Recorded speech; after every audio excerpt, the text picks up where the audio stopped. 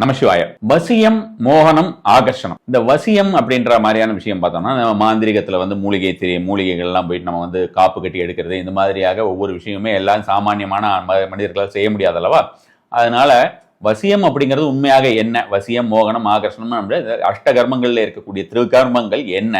அதை எப்படி யூஸ் பண்ணணும்? சாதாரணமான முறையில் ஒவ்வொரு நபருமே வீட்டில் எப்படி நல்ல விதமாக யூஸ் பண்ணலாம்? எல்லா விதமான ஒரு பலனையும் இது என்னென்ன செய்யும் அப்படிங்கிறது உங்களுக்கே தெரிஞ்சிருக்கும். இது எல்லா விதமான பலனையும் தனாகர்ஷணம்லேருந்து மனிதாகர்ஷணம், அதாவது ஜனாகர்ஷணம், தனாகர்ஷணம், ராஜாகர்ஷணம், தெய்வாகர்ஷணம் அப்படிங்கிற மாதிரி அனைத்து விதமான ஆகர்ஷணங்களும் நம்ம செய்வதற்கும் சரி, எல்லா விதமான வசியங்களும் செய்வதற்கும் இது யூஸ் பண்ணிக்கலாம்னு வச்சுக்கோங்களேன். ஜூம் கோர்ஸா இதை வரக்கூடிய 29ஆம் தேதி நம்ம ஒரு 2 மணி நேர ப்ரோக்ராமா ஒரு கோர்ஸா இதை எடுக்கிறோம். விருப்பம் இருப்பவர்கள் இதுல கொடுக்கக்கூடிய ஒரு எண்ணில் நீங்கள் பதிந்து கொள்ளலாம்.